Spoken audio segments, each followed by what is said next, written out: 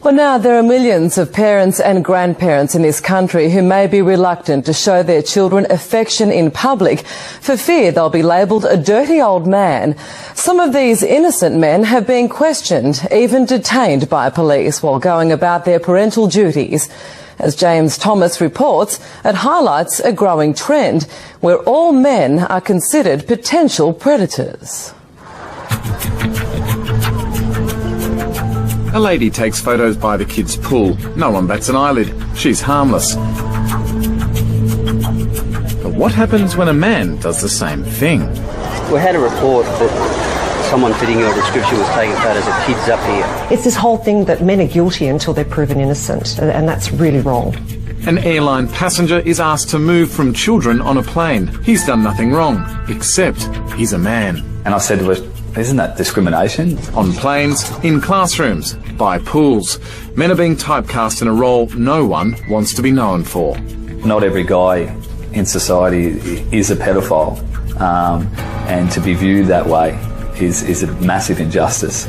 On a flight to Sydney, passenger John McGurr says that Virgin Airlines treated him like a sexual predator. A stewardess came up and she said, I'm going to have to ask you to move. I said, why? And she goes, because you're not allowed to sit next to children because you're a male. It's a bit sexist, isn't it? It's just our policy to not have males sitting next to unaccompanied minors. And she walked up the aisle trying to find a female to ask to swap with me. By that time, people had looked around. And yeah, how did it make you feel? Like I'd done something wrong, defenceless as well. On the face of it, the policy certainly does seem to be discriminatory. It's aimed particularly and only at men. Barrister David Galbally. I think the Sex Discrimination Commissioner should act on this immediately and shouldn't let it continue. Virgin declined an on-camera interview. In a statement, they say their policy is based on customer feedback and is common to many airlines. However, in light of the John McGurr complaint, Virgin are in the process of finalising a new policy, pending the outcome of a formal risk assessment. One solution basically is to keep the seat free. So males or females can't sit there, but the reason that Virgin don't do that is because it's a seat they can't sell. In view of the statistics, John sees Virgin's policy as illogical. A lot of the time the male perpetrators are known to the child. Which brings up an interesting point, because as a society we're more than willing to discuss male pedophiles and male sex offenders, which I think we should. Unfortunately, we tend to label all men as potentially dangerous and potential sex offenders, while at the same time completely ignoring the fact that women do these exact same behaviours. The smiling face of Vanessa George. This is how she was known to her family and to the families at the nursery where she worked. But behind their backs, she was sexually abusing young children and taking photos of that abuse. Today, she was the one being photographed, but unlike her victims, she could turn away. If you could think of your average big bubbly woman, that was what she was like. Friendly, funny, lovely. This mother had no idea. She trusted Vanessa George to look after her children. We have disguised her identity. There's no evidence her youngsters were among those abused by George here at the Little Ted's nursery in Plymouth, but she says the whole community has been left shattered. The worst feeling you could ever imagine.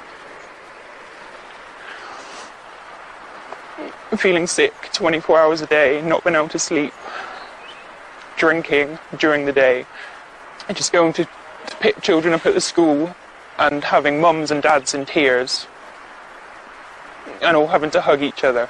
Vanessa George had been working with children for a decade. She had passed all the required checks. She was married with 2 teenage daughters. But secretly, she was a paedophile, sexually abusing babies and toddlers, taking photographs of that abuse on her mobile phone and sending the images to others. Some of the pictures categorised by police as being the worst level of child pornography. Many people have been shocked at the fact that 2 women were at the centre of this horrific case of abuse. Our home editor Mark Easton explains the scale of sexual abuse of children by women. The facts of this case challenge our understanding of human nature, not just the idea that people could find pleasure in the sexual abuse of very young children, but the revelation that women were involved. However, experts claim this kind of behaviour is not as uncommon as many suppose. A quarter of sexually abused children were the victim of a female, according to separate American and British studies. Although estimates vary, that would suggest 250,000 people in Britain today suffered sex abuse perpetrated by a woman. And yet such allegations are often disbelieved, and there are few prosecutions. In 2007, only 6 women in England and Wales were convicted of sex abuse crimes against children. Women abuse children for the same reasons that men abuse children, for sexual gratification, for power. Quite frankly, it's something that they enjoy doing. I know that's hard for the rest of us to comprehend, but women are no different than men in that case. So, an estimated at least 1/4 of pedophiles are females, according to that news report. And I would say it's pretty safe to assume that that's an underestimate, because as a society we're just not willing to really accept the fact that women could do such a thing. Now, no doubt, if there are any feminists watching this, like the Skeptic Feminists, they're likely to bring up the argument this is due to patriarchy, which feminism is fighting against. Although I don't really want to use the term patriarchy, I'm not comfortable with it because of the feminist ideology which tends to be tied into it. I'll go with the term traditional gender roles instead. I think that's a little bit more open and less tied down by ideology. So I would agree that traditional gender roles definitely has a lot to do with this, and as a men's rights activist I'm actually fighting against those traditional gender roles. Unfortunately, in many cases the same thing can't be said about feminists. They're actually supporting these gender roles. They actually want to shut down discussion about female perpetrators.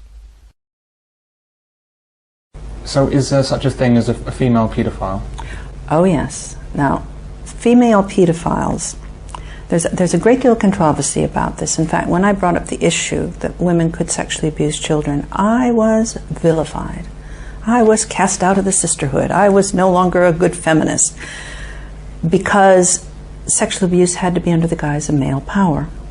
And if I had a significant number of women who were sexually abusing children and I knew about these women, then that messed up the male power thing. And surely if women were going to abuse children, then they had to be doing it under the thumb of a man. A man had to be telling them to do it. Do women tend to only commit child abuse if there's a man involved as well? No, no. In over 75% of the cases, the women acted completely alone. Most times there wasn't even a man in the premises. So, you know, the excuse. And it's interesting about us as women, because we're quite willing to accept that we are a superior breed and that we do everything right, but quite unwilling to accept that we could do anything quite as horrible as this. So it's, you know, it's really not us.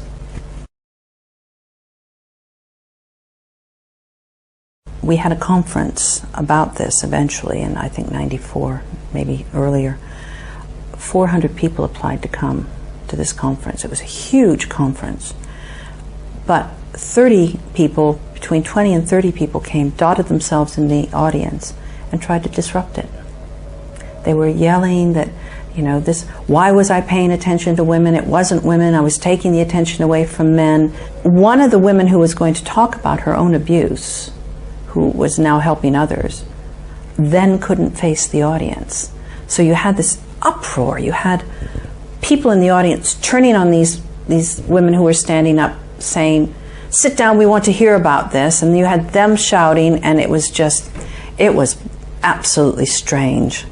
And very sad, because it was like, don't tell me this information, even if it's true, because I don't want to hear it. And if those women who came along to our conference had had anything to do about it, nobody else would have ever talked about it. It would have just gone away.